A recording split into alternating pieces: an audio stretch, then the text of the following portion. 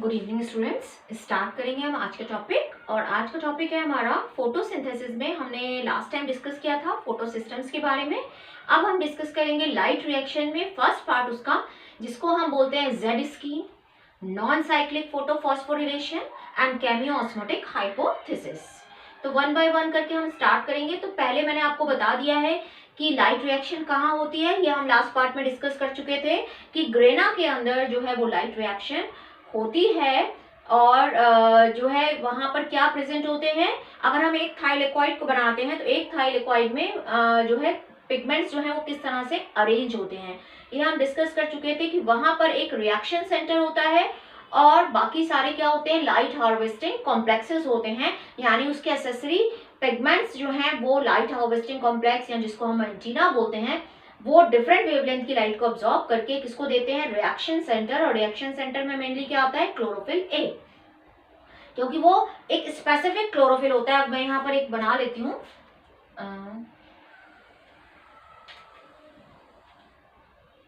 ये मैं थाइलेक्वाइड बना रही हूँ, इसकी ये हो गई ल्यूमेन, ठीक है, और ये बाहर हो गया स्ट्रोमा।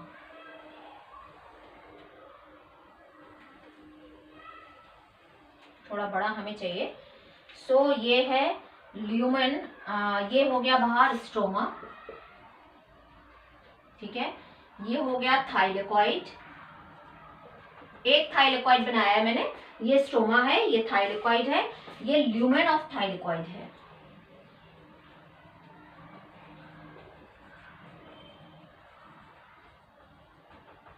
ठीक है, और यहां पर हमने देखा था कि यहाँ पर क्या है, फोटो सिस्टम्स अरेंज है। पहले क्या आता है, photo system photo system 2, then photo system 1, ठीक है, जिसके बीच में क्या था, एक रिएक्शन सेंटर था इस तरह से,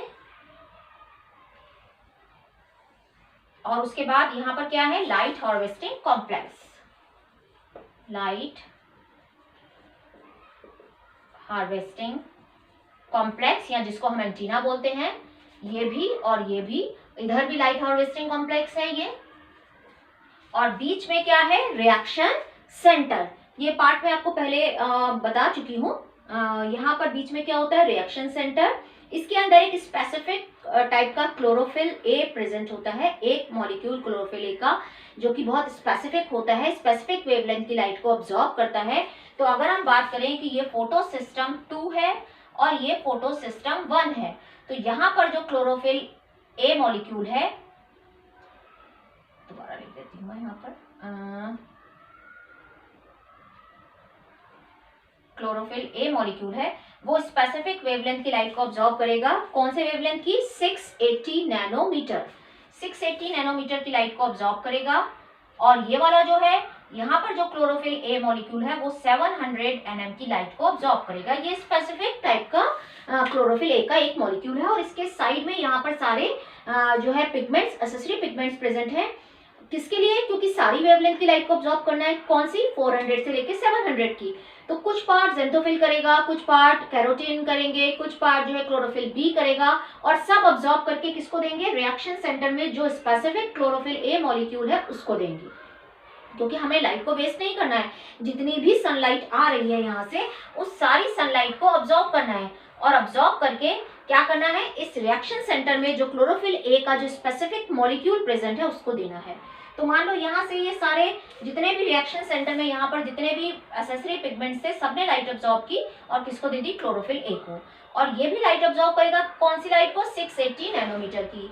अब जब ये लाइट ऑब्जॉर्ब करता है, तो हम ये लास्ट पार्ट में डिस्कस किए थे, तो जब ये लाइट को ऑब्जॉर्ब करता है तो ये क्लोरोफिल ए किससे मिलकर बना है, एटम से, और एटम्स के अंदर क्या है, इलेक्ट्रॉन्स। तो वो एक्साइटेड हो जाता है, एक्साइटेड हो जाता है तो उसमें से इलेक्ट्रॉन्स अपने लोअर ऑर्बिट से हायर ऑर्बिट में जंप करते हैं और ऊपर चले जाते हैं, ठीक है। तो ऐसा ही इसमें होता है। तो जैसे ही यहाँ से इलेक्ट्रॉन्स निकलते हैं, वो इलेक्ट्रॉन्स क्या होता है, ऊपर चले जाते हैं, बाहर आउटर ऑर्बिट में जाएगा, क्योंकि इसने एक्साइटेड हो गया है, हाई एनर्जी लेवल में जो है इसको हाई एनर्जी मिल गई है, तो ये अपने आउटर ऑर्बिट में जाएगा। पर थोड़ी देर बाद क्या होगा, ये वापस भी आना चाहेगा अपने उसमें एनर्जी को रिलीज करके।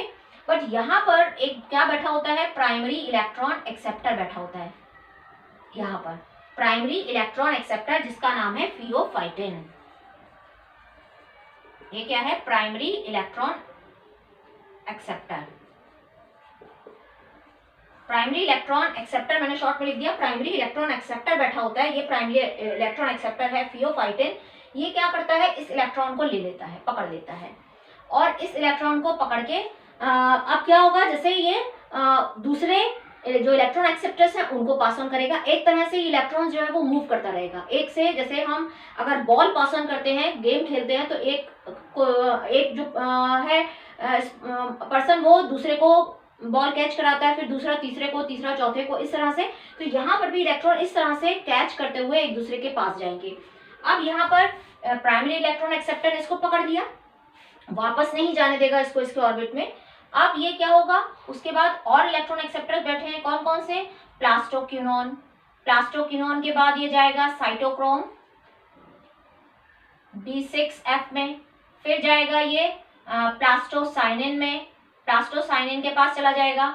ठीक है, तो इस तरह से ये प्लास्टोक्विनोन, साइटोक्रोम B6F, प्लास्टोसाइनिन के पास मूव करता रहता है इलेक्ट्रॉन, यानी यहाँ से यहाँ, यहाँ से यहाँ प्लास्टोक्विनोन है ये। ठीक है, प्लास्टोक्विनोन से साइटोक्रोम B6F और प्लास्टोसाइनिन के पास जाएगा। इस तरह से इलेक्ट्रॉन को ये कैच करने के लिए बैठे हुए हैं सारे। जब ये इलेक्ट्रॉन को यहाँ पर पहुंच जाएगा, अब यहाँ से तो इलेक्ट्रॉन निकल गया क्लोरोफिल ए के पास, अब क्लोरोफिल ए खाली हो गया भाई। जब उसमें से इलेक्ट्रॉन निकल गया है तो उसको अपना इलेक्ट्रॉन वापस चाहिए। अब वो इलेक्ट्रॉन वापस कैसे लेगा, कहाँ से लेगा? तो क्या होता है इस टाइम पर, यहाँ पर इसको अपना इलेक्ट्रॉन चाहिए, तो उस टाइम पर यहाँ पर क्या होता है? Photolysis of water. Photolysis of water का मीन्स है वाटर का breakdown. Photolysis of water, lysis का मतलब होता है ब्रेकडाउन। ठीक है, और फोटो का मीन्स होता है लाइट से रिलेटेड, यानी लाइट की प्रेजेंस में क्या होता है? वाटर का ब्रेकडाउन। तो यहाँ पर वाटर का ब्रेकडाउन होगा किसमें? Hydrogen plus oxygen plus electron. ठीक है, अब ये 4 हम इसको अभी हम बैलेंस नहीं कर रहे हैं, बैलेंस करेंगे तो यहाँ पे O2 हो जाएगा, 4H प्लस आ जाएगा। ठीक है, और 2O2 हो जाएगा, पर हमने बैलेंस नहीं किया अभी, हमें खाली इसको मतलब है कि इलेक्ट्रॉन्स कहाँ से आ रहे हैं। तो ये जो 2 इलेक्ट्रॉन यहाँ से निकले हैं, ये इलेक्ट्रॉन इसके पास चले जाएंगे और प्रोटॉन्स यहाँ पर रहेंगे। ठीक है, ये हाइड्रोजन आयन जो है वो यहाँ पर रहेगा।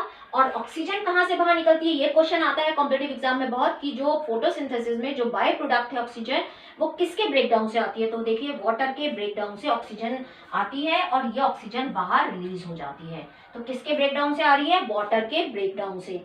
और जो क्लोरोफिल ए ने अपना इलेक्ट्रॉन लूज किया था, वो इलेक्ट्रॉन्स ये यहाँ से वाटर की स्प्लिटिंग से ले लेगा। तो यहाँ पर वाटर की स्प्लिटिंग हो रही है, कहाँ पर? ल्यूमन में। कहाँ पर? थाइलेक्वाइड के ल्यूमन में वाटर की स्प्लिटिंग हो रही है, जिसमें से इलेक्ट्रॉन्स, प्रोटॉन्स एंड ऑक्सीजन निकल रहा है। इलेक्ट्रॉन्स क्लोरोफिल ए के पास चले जाएंगे, प्रोटॉन अभी यहीं रहेंगे और oxygen as a byproduct बाहर निकल जाएगी। अब क्या हुआ?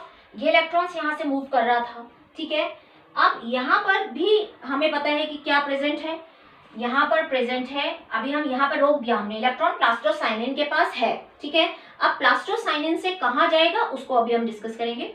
अब क्या हुआ, जो यहाँ पर क्लोरोफिल है फोटो सिस्टम 1 में, ये भी एक स्पेसिफिक टाइप का क्लोरोफिल है।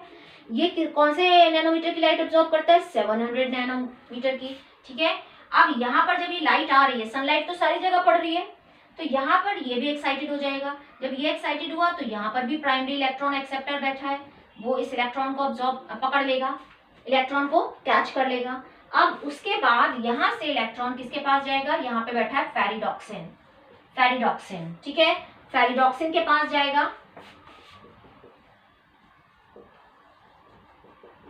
फेरिडॉक्सिन, ठीक है, फेरिडॉक्सिन के पास जाएगा और फेरिडॉक्सिन से इलेक्ट्रॉन का क्या होना है?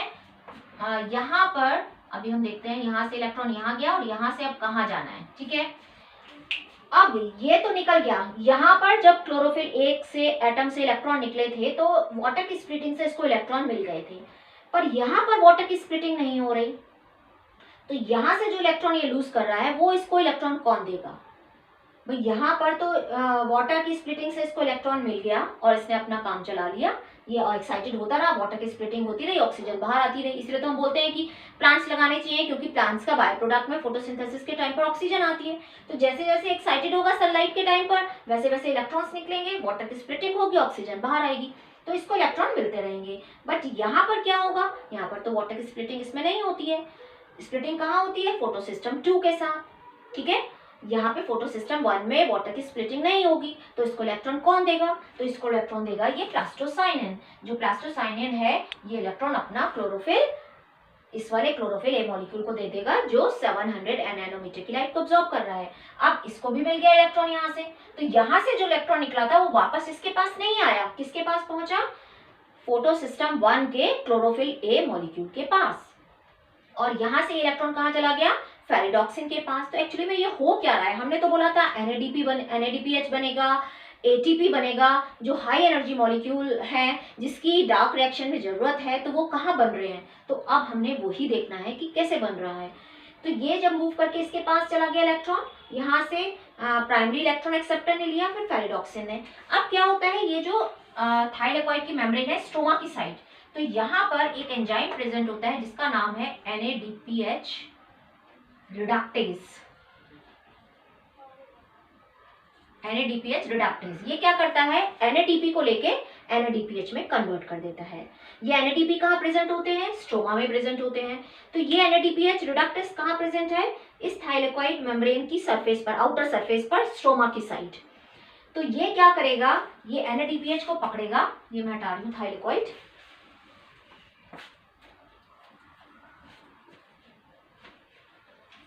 यहाँ से NADP को पकड़ेगा और इसको कन्वर्ट कर देगा NADPH में, NADPH में कन्वर्ट कर देगा। इसके लिए जो फेरिडॉक्सिन में इलेक्ट्रॉन्स आए थे उनकी रिक्वायरमेंट होती है, और प्रोटॉन यानी हाइड्रोजन की जरूरत होती है। तो ये हाइड्रोजन कहाँ से लेगा, स्ट्रोमा से लेगा, और इलेक्ट्रॉन कहाँ से लेगा, फेरिडॉक्सिन से। तो इलेक्ट्रॉन इसको फेरिडॉक्सिन से मिल गए, प्रोटॉन इसको यानी हाइड्रोजन इसको कहाँ से मिल गया, स्ट्रोमा से ले लिया इसने, और NADP को, ये NADP है, NADP को रिड्यूस कर दिया किसमें, NADPH में, ठीक है। तो एक मॉलिक्यूल हमारा एनर्जी मॉलिक्यूल, यहाँ पर एक जो हमारे को चाहिए था NADPH, वो यहाँ बन चुका है NADPH, ठीक है। तो NADP को कन्वर्जन हो गया NADPH में।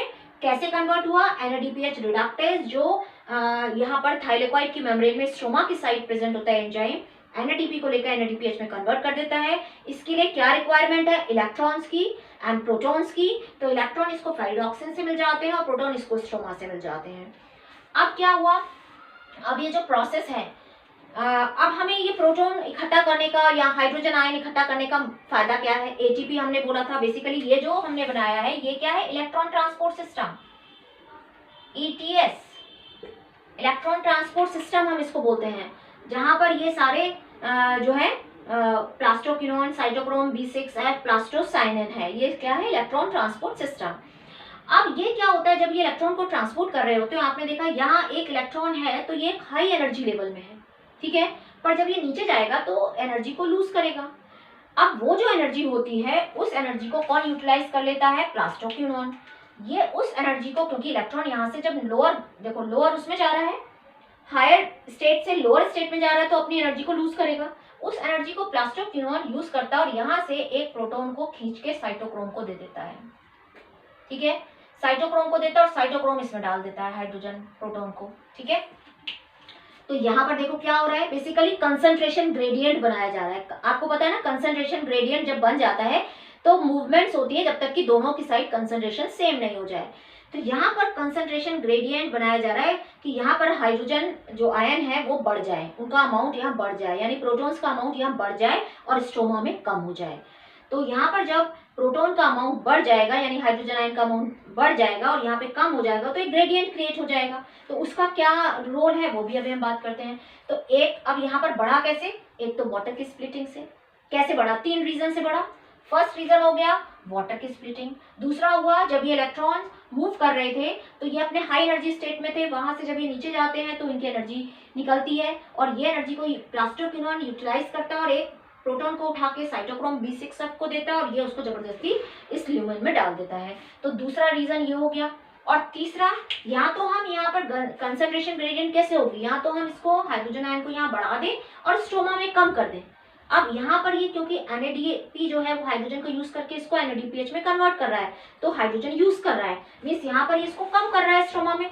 तो तीसरा रीजन हो गया ये कि यहाँ पे ये स्ट्रोमा में कम कर रहा है और यहाँ पर ये बढ़ रहे हैं। तो ग्रेडियंट डेवलप हो गया कि ल्यूमेन में बढ़ रहे हैं, किससे, वाटर की स्प्लिटिंग से, और यहाँ पर इसको डाल रहा है जबरदस्ती ये।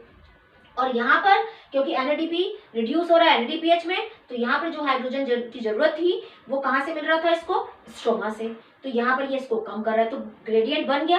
अब इस ग्रेडियंट का क्या होगा, पहला तो बन गया हमारा NADPH, दूसरा हमारा ATP कहाँ गया भाई, जिसका यूटिलाइजेशन होना है फूड को बनाने में, एनर्जी चाहिए, तो वो ATP कैसे बनेगा, बेसिकली यहाँ पर क्या प्रेजेंट होता है, यहाँ पर प्रेजेंट होता है F0F1 पार्टिकल, ठीक है,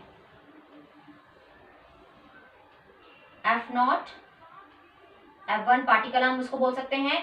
ये बेसिकली यहाँ पर ये एंजाइम है जिसको बोलते हैं हम ATPase या ATP सिंथेस, ठीक है। ये क्या करता है, जब यहाँ से ये प्रोटॉन मूव करते हैं तो दो प्रोटॉन के मूव करने से यहाँ पर एक ATP की फॉर्मेशन होती है।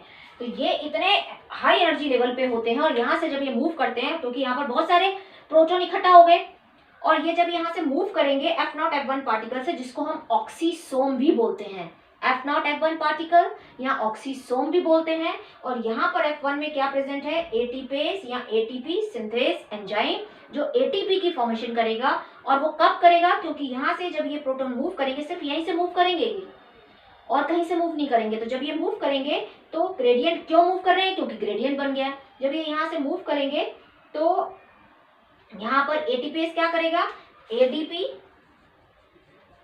प्लस इनऑर्गेनिक फॉस्फेट को जोड़ के क्या बना देगा, ATP। तो बन गया ATP। तो हमको इसी की रिक्वायरमेंट है, ATP की और NADPH की, इन दोनों की रिक्वायरमेंट है डार्क रिएक्शन में जहां पर फूड बनाना है। तो ये प्रोसेस क्या कहलाती है, केमियो ऑस्मोटिक हाइपोथिसिस, ठीक है, जहां पर ये मूवमेंट हो रही है, जहां पर ये ATP की फॉर्मेशन हो रही है, किस तरह से ये कंसंट्रेशन ग्रेडियंट बना और किस तरह से ये इसका मूवमेंट हुआ, ठीक है।